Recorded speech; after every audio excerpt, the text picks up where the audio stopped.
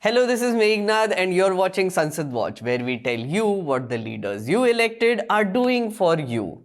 The winter session of Parliament has commenced and things are already heating up. Here are the highlights from last week. A bill to repeal the 3 contentious farm laws was passed in the Parliament on the first day itself without discussion. Opposition leaders were angry because they wanted a discussion to happen, but the government pushed it through Lok Sabha in 4 minutes. In Rajya Sabha, the Farm Laws Repeal Bill was introduced through the supplementary list and passed with a voice vote.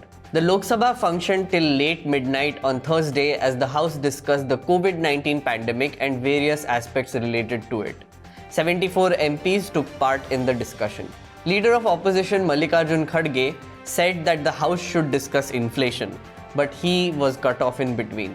12 Rajya Sabha MPs were suspended on the first day of this session for the rest of the session, citing unruly behaviour in the monsoon session. Congress, DMK, RJD, left parties and AAP staged a walkout after their request to revoke the suspension was not accepted by Chairman Venkaiah Naidu. Lok Sabha passed the Assisted Reproductive Technology Regulation Bill 2020 after a long and healthy discussion that lasted for nearly 3 hours 51 minutes. Restrictions for the media continue for the 5th consecutive session of Parliament. The Press Council of India has written an open letter to bring attention to the fact that even though schools, cinema halls, shopping complexes have opened, the government is not allowing journalists into the press gallery of Parliament as promised. And on top of all this, many questions were asked and answered, while some were cancelled. Let's get right into it. Our main story today is about the suspension of the MPs and how BJP has sneakily managed to edge out a temporary majority in Rajya Sabha. Yes, you heard that right. But let me give you some background first. On Monday, November 23rd at 3 p.m., Parliamentary Affairs Minister Prahlad Joshi brought in a resolution in the Rajya Sabha asking for the suspension of 12 MPs for the rest of the session. The motion was passed by voice vote amidst protest by opposition MPs. Ever since then, these 12 MPs and their colleagues have been protesting outside the Parliament. What is interesting in all this is how they were suspended and why they were suspended. Here's what Prahlad Joshi's resolution said. Hear ye, hear ye. This House takes the cognizance and strongly condemns the utter disregard to the authority of the chair, complete abuse of the rules of the House, persistently obstructing the business of the House through their unprecedented acts, violent behavior, and intentional attack on the security personnel on the last day of the Rajya Sabha monsoon session on August 11th, 2021, thereby lowering the dignity of and bringing disrepute to this august House. Ah yes, 11th August. Remember this?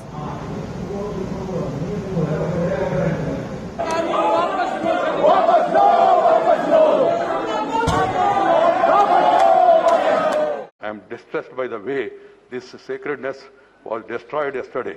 While some members sat on the table, some others climbed on the table of the House, perhaps to be more visible with such acts of sacrilege.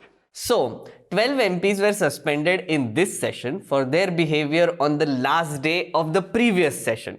The suspended MPs include 6 from the Congress, 2 from Trinamool Congress, 2 from Shiv Sena, 1 from CPI-M and CPI each. Now here's something interesting. The resolution further says that MPs were suspended under Rule 256 of Rajya Sabha.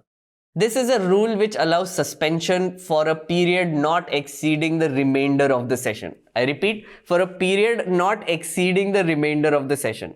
Now one would assume that the incident took place on August 11th. So the remainder of the session would mean just the end of the last session, which is the monsoon session. But our Parliamentary Affairs Minister and Rajya Sabha Speaker seem to be in a different mood. They have suspended 12 MPs for an incident that happened in the last session using Rule 256 in this session. Here's another interesting thing. When the August 11 incident happened, 20 MPs were named in the government charge sheet. According to reports, Aam Aadmi Party MP Sanjay Singh was the first one to climb the reporters' table, and Congress MP Pratap Singh Bajwa was seen throwing a rule book at an empty chair. But neither of them have been named or suspended. Why? I don't know. The repercussions of this on the upper house are immense. You see, two things happened after these 12 MPs were suspended. Number one, all of the questions that they asked of the government to answer were deleted. See for yourself. In reality, there is no real rule which allows deletion of questions. You see, the government can answer questions in two ways. One is on the floor of the house, and if that is not possible, they can do it in a written format. But here you can see that the government is straight up deleting questions and refusing to answer them. What a sad state of affairs. And number two, because of the suspension of the 12 MPs, the halfway mark has come down in the Rajya Sabha.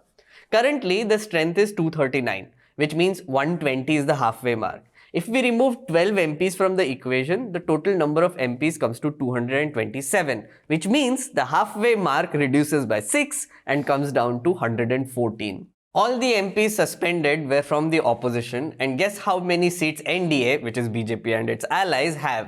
114. Yes.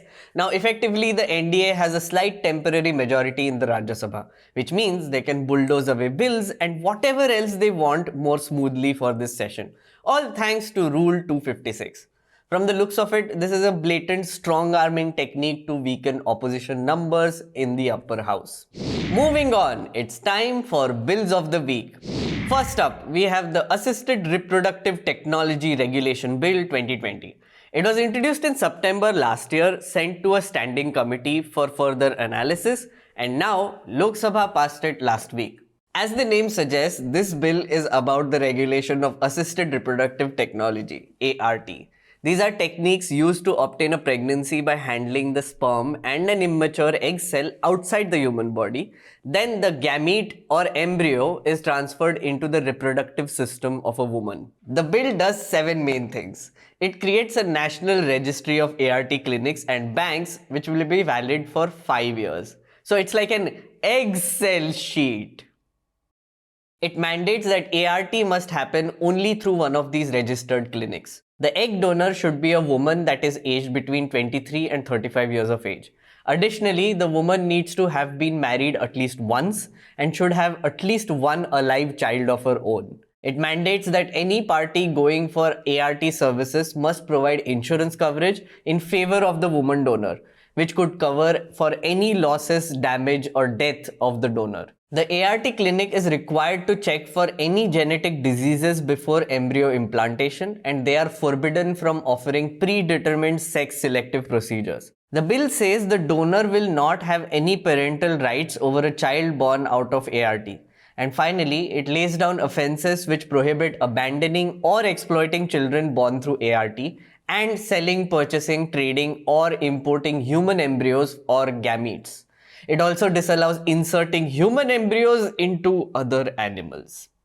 Someone must be doing it. Now, this is a super important law because India has close to 2.7 crore infertile couples. This bill has been in the making for the last 15 years and is supposed to complement another pending law, the Surrogacy Regulation Bill. It's a good first step, but this piece of law has some major problems. The first concern is regarding who can access ART. The bill says that only married heterosexual couples and women above the age of marriage can use ART.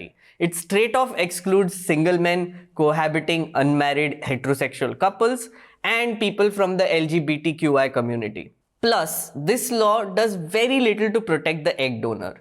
The bill requires an egg donor's written consent but does not provide for counseling or the ability to withdraw consent before or during the procedure.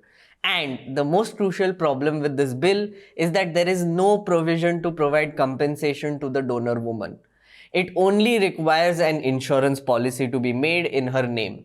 Even there, the amount and duration of the insurance is not specified. Many MPs have raised these concerns during the debate in Lok Sabha. I am going to leave a link for you in the description which will have the entire debate. Read it carefully and you'll see what this law does, why it's important, and the problems with it that need to be sorted out. And mind you, the debate was more than 3 hours long, so you have a lot of reading to do. Other than the ART bill, the Dam Safety Bill has been passed by Rajya Sabha. This one provides for the surveillance, inspection, operation and maintenance of all specified dams across the country. And 2 bills which were cleared as ordinances earlier have been introduced in the Lok Sabha. I have done an entire episode on this, so you can check that out as well.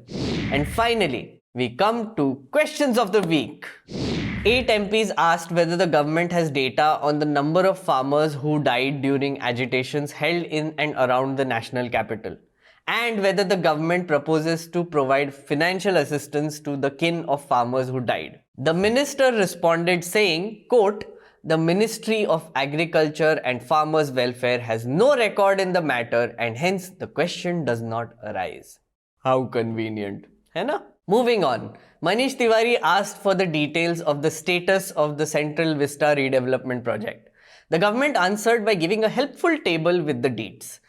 As of now, the new Parliament building is 35% complete. It is estimated to be completed by October 2022. The Central Avenue redevelopment is 60% done and it is estimated to be completed this month in December 2021. Then there is the Common Central Secretariat building for which the site is being prepared. It will be completed by November 2023. And then there is the Vice President's residence, which is expected to be completed next year by November.